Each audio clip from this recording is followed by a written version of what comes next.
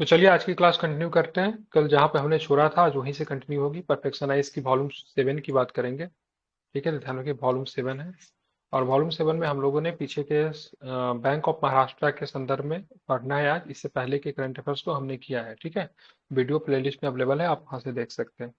Bank of Maharashtra सार्वजनिक क्षेत्र के बैंकों में वित्तीय वर्ष 2024 में व्यावसायिक विकास के क्षेत्र में सर्वोच्च स्थान पे रहा। ठीक है, तो पीएसयू होता है, ध्यान पब्लिक सेक्टर।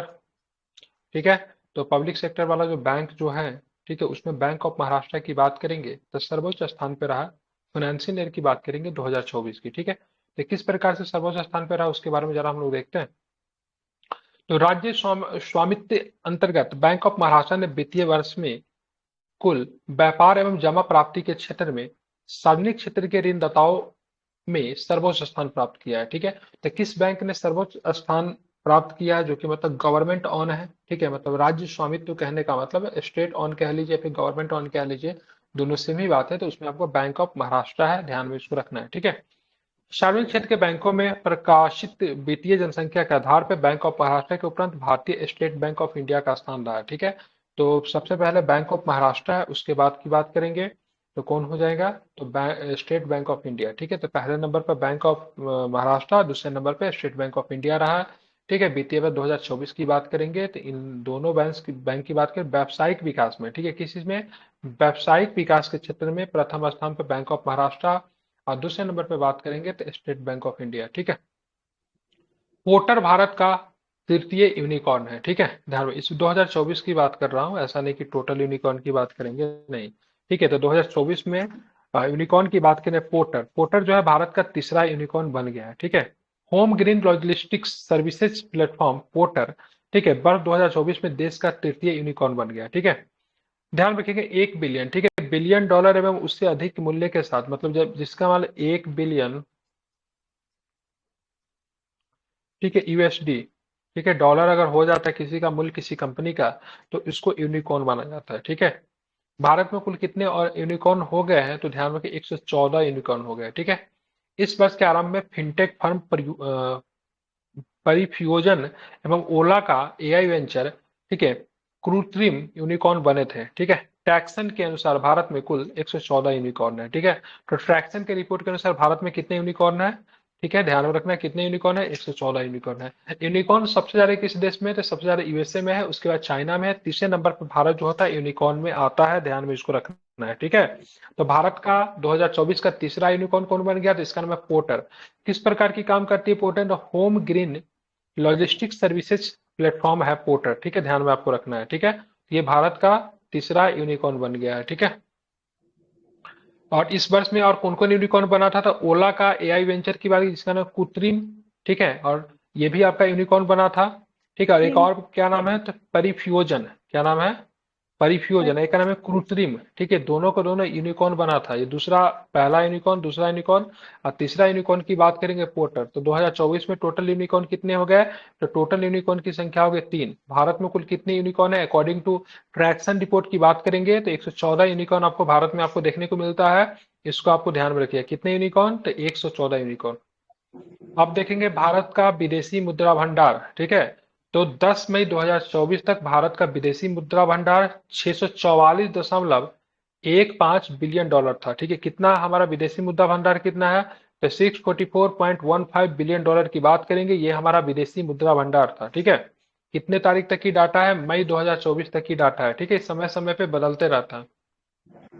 भारत में विदेशी मुद्रा भंडार 2.56 बिलियन डॉलर की वृद्धि हुई और ये बढ़कर 644.15 बिलियन डॉलर हो गया 10 मई को समाप्त हुए सप्ताह में। इससे आशय की घोषणा भारतीय रिजर्व बैंक ने की थी। किसने इसकी घोषणा की, तो आरबीआई ने इसकी घोषणा की है। ठीक है, विदेशी करेंसी परिसंपत्ति जो इस भंडार का एक महत्वपूर्ण भाग है, ठीक है, 1.488 बिलियन डॉलर की वृद्धि के साथ यह परिसंपत्ति बढ़कर 565.648 बिलियन डॉलर हो गया है। ठीक है, स्वर्ण भंडार की बात, इसमें क्या क्या होता है, तो ये फॉरेन करेंसी आता है, ठीक है, स्वर्ण भंडार भी इसमें आता है, ध्यान में रखेंगे सब आता है। इसमें पूछा जाता है विदेशी मुद्रा भंडार में क्या क्या चीजों को शामिल किया जाता है, अभी हम लोग आगे देखेंगे उसमें। स्वर्ण भंडार में महत्वपूर्ण वृद्धि हुई जो उच्च अवधि में 1.072 बिलियन डॉलर की वृद्धि के साथ 55.952 बिलियन डॉलर पहुंच गया। ठीक है, तो सबसे पहले विदेशी मुद्रा विदेशी करेंसी परिसंपत्ति और साथ में स्वर्ण भंडार, ठीक है, दोनों को दोनों मतलब फॉरेन करेंसी और साथ में गोल्ड, दोनों को दोनों आपको इसमें आते हैं, तो इसमें आते विदेशी हैं तो ध्यान, बिल्कुल ठीक है, विदेशी मुद्रा भंडार में आते हैं, ठीक है। अंतर्राष्ट्रीय मुद्रा कोष के साथ विशेष आहरण अधिकार, जिसको बोलते हैं एसडीआर, स्पेशल ड्रॉइंग राइट्स, ठीक है, ये भी आपको आता है, ठीक है। तो सोना आता है, एसडीआर आता है, और फॉरेन करेंसी, ठीक है। तो अंतर्राष्ट्रीय मुद्रा कोष के साथ विशेष आहरण अधिकार प्रतिवेदन अवधि $5 मिलियन की वृद्धि के साथ 18.056 बिलियन डॉलर हो गया।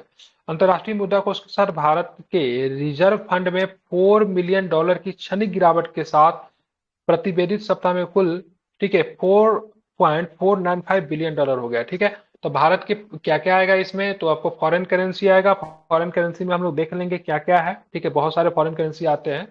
अब मान लीजिए किसी आप कोई भी देश नेपाली रुपया में तो अपने आप को रिजर्व नहीं रखेगा, क्योंकि नेपाली रुपया का कभी डाउनफॉल हो जाए पता नहीं चलेगा। तो फॉरेन करेंसी में वैसे करेंसी को रखा जाता है जो कि स्टेबल करेंसी है, जिसमें बहुत अधिक फ्लक्चुएशन नहीं होता है, ठीक है।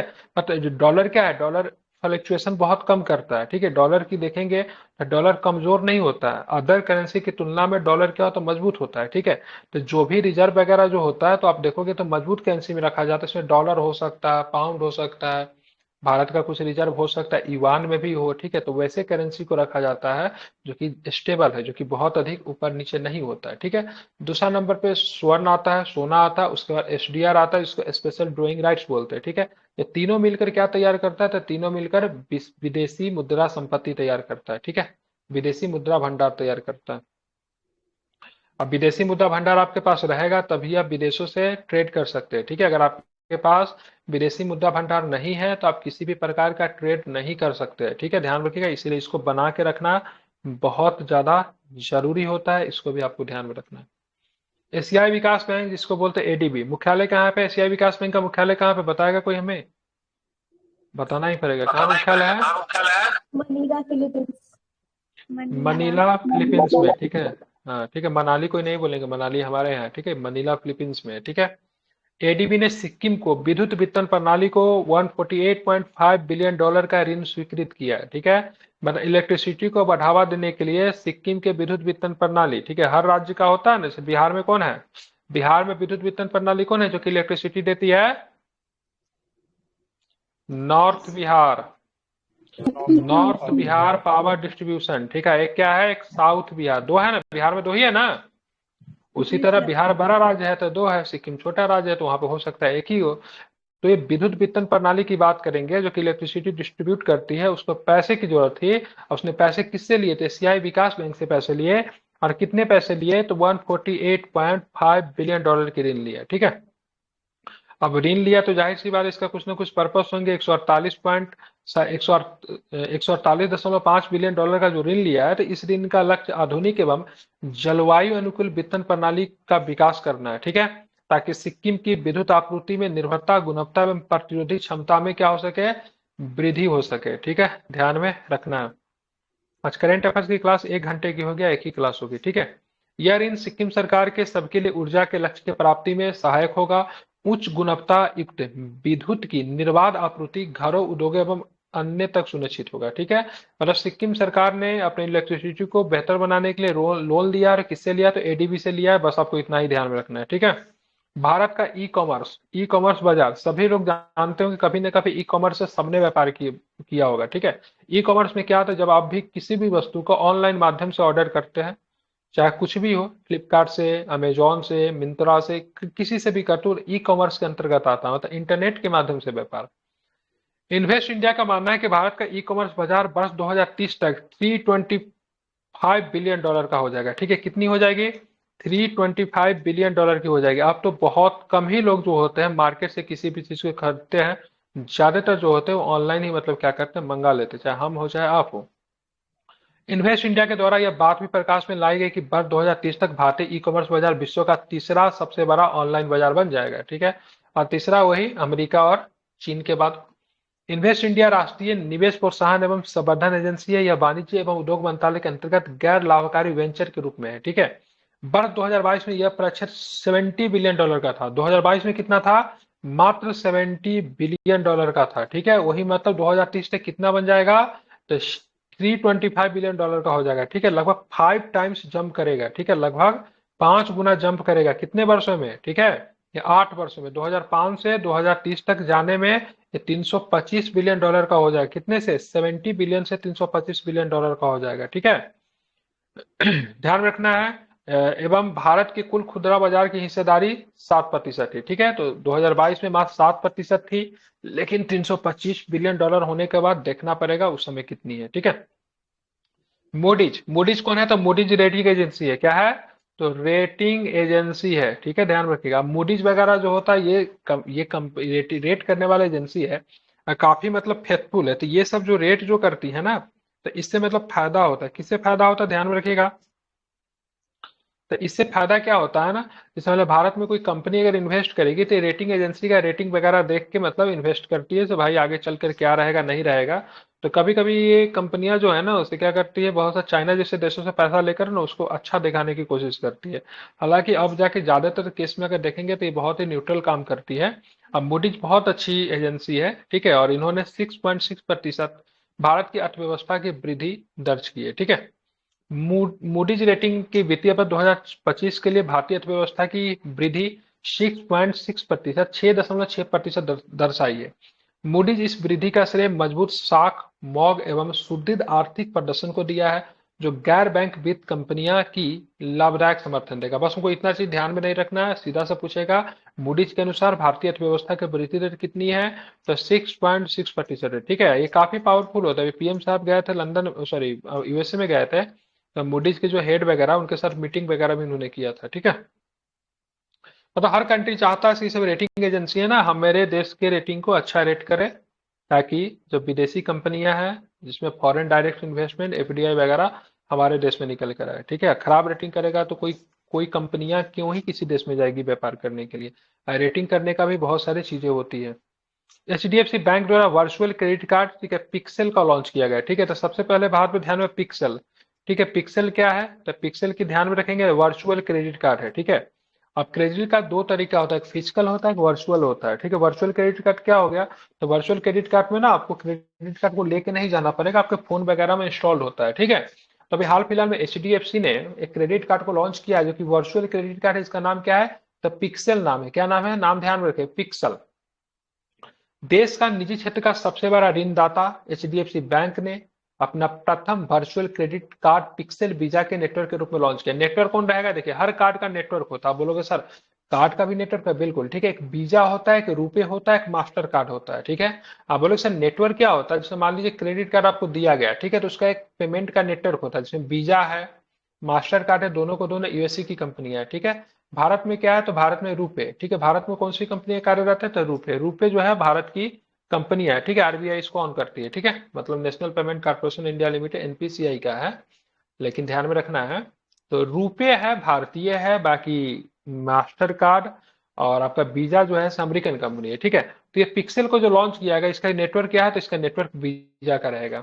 इस कार्ड के दो वेरिएंट होंगे, एक पिक्सल प्ले होंगे और एक दूसरा पिक्सल गो होगा। इस कार्ड के माध्यम से बैंक अपने ग्राहकों को, ठीक है, कस्टमाइजेशन एवं विकल्प की शक्ति देगा, जिससे वो अपनी पसंदीदा श्रेणियों प्लेटफॉर्मों का चयन कर सकेंगे। पिक्सल का डिजिटल प्रवाह अनूठी प्राथमिकताओं एवं विशिष्ट वित्तीय व्यवहार वाली पीढ़ी के लिए तैयार किया गया है। जनवरी 2024 में एचडीएफसी बैंक ऐसा प्रथम बैंक बन गया जिसने 2 करोड़ क्रेडिट कार्ड जारी किए, ठीक है। तो इसने 2 करोड़ क्रेडिट कार्ड जारी कर दिए गए, ठीक है।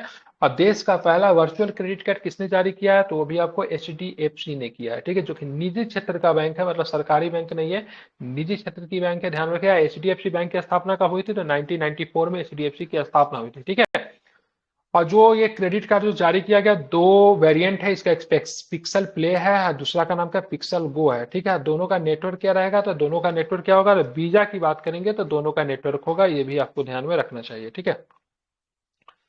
सरकारी प्रतिभूति, ठीक है, तो ध्यान में रखना है, भारत सरकार ने 40,000 करोड़ रुपए के समतुल्य राशि की सरकारी प्रतिभूतियों को वापस खरीदने की घोषणा की है। किसने, तो भारत सरकार ने, ठीक है।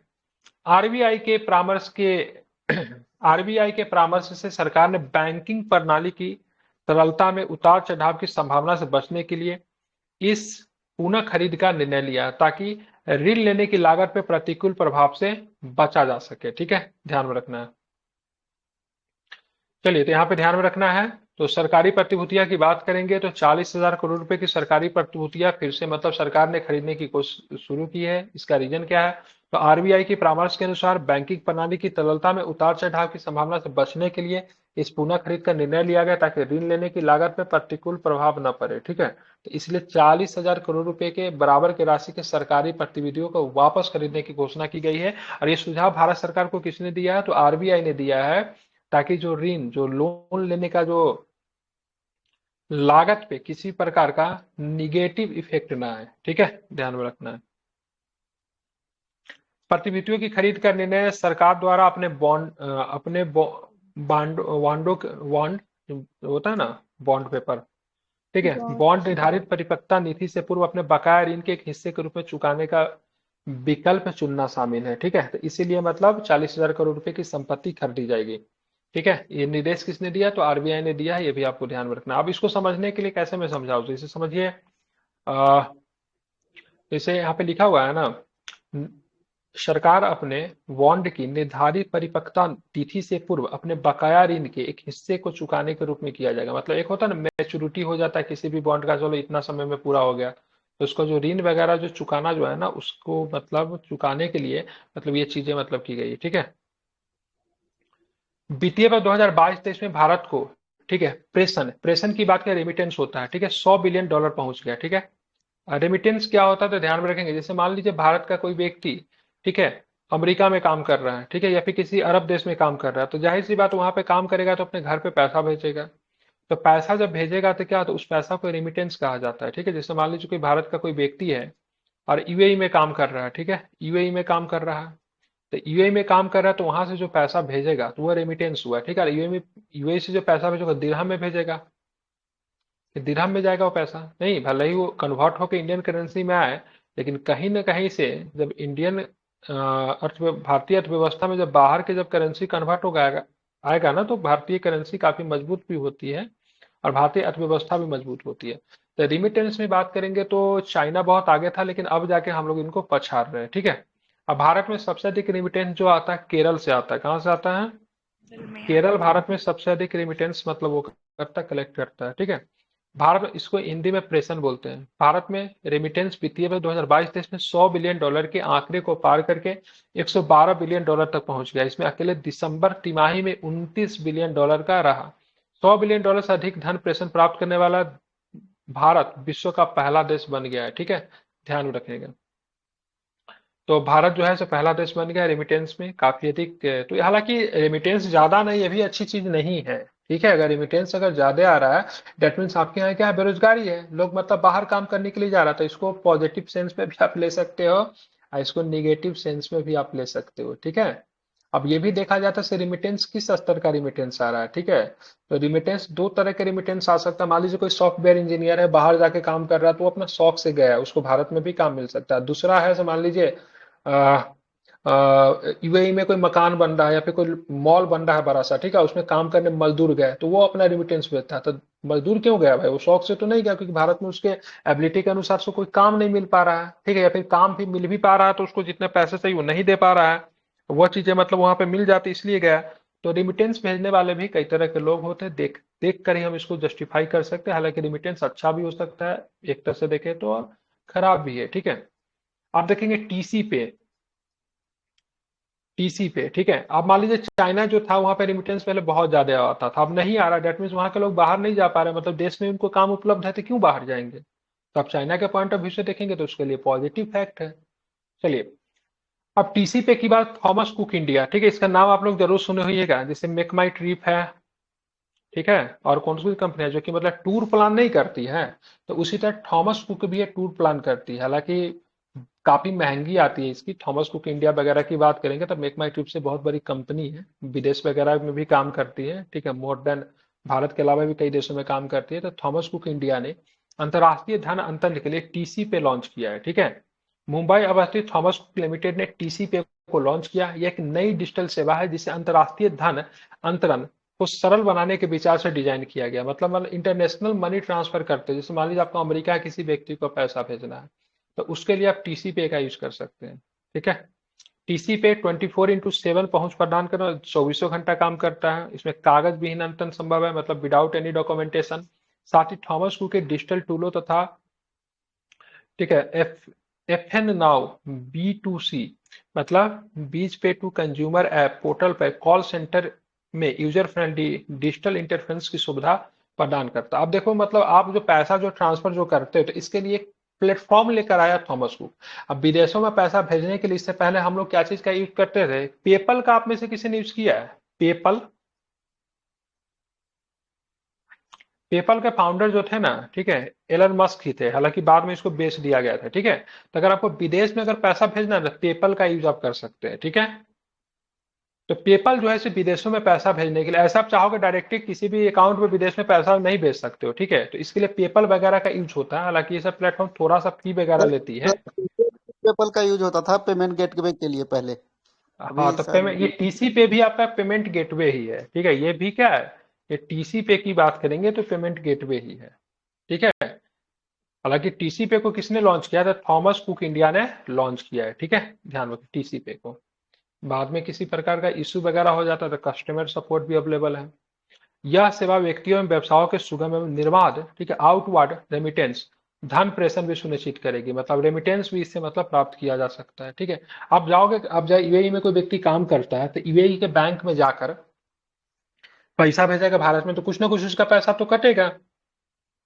लेकिन वही जो अगर कोई गेटवे है जो कि मेरा विदेशों में पैसा ट्रांसफर करने की काम करती है, तो आप नॉर्मली आप कर सकते हो, ठीक है, बिना किसी लेन देन का। फोन पे से, सॉरी, पेपल से अगर पैसा अगर भेजना है तो भारतीय बैंक अकाउंट को आप कनेक्ट कर दो, और जिसको भेजना है अमेरिका में आप पैसा भेजो, बीच में गेटवे का काम करेगी, थोड़ा बहुत पैसा लेकर आसान आसान काम कर देगी। तो इसीलिए टीसी पे को लॉन्च किया गया है थॉमस कुक इंडिया के द्वारा, ठीक है। इसको आपको ध्यान में रखना है। बात करेंगे विंडफॉल टैक्स।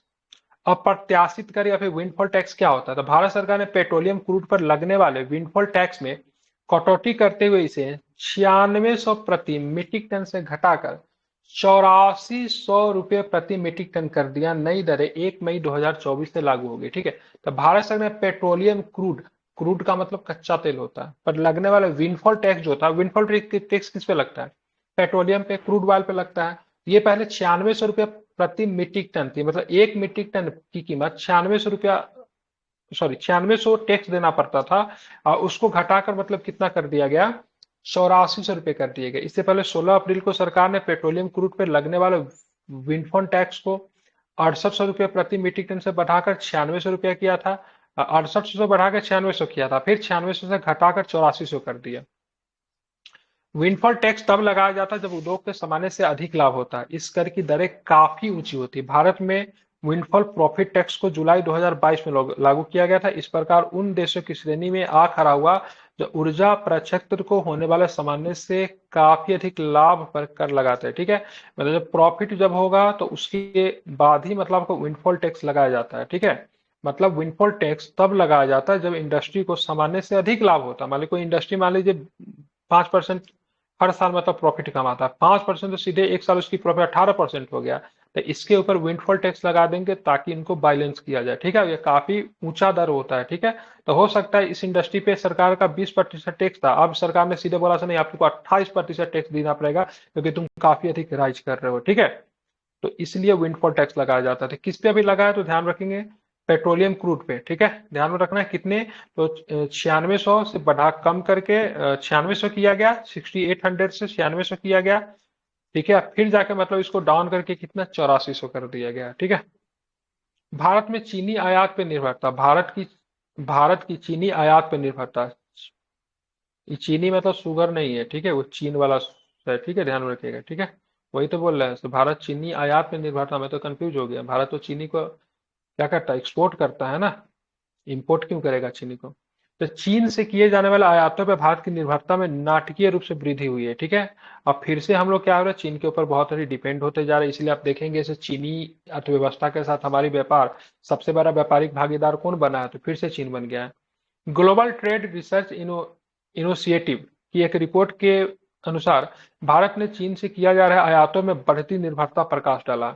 भारत का आयात बिल की बात करेंगे तो 2018-19 में $70 बिलियन था, जो कि 23-24 में ठीक है, 101 बिलियन डॉलर हो गया, मतलब सर 31 बिलियन डॉलर की वृद्धि हुई है।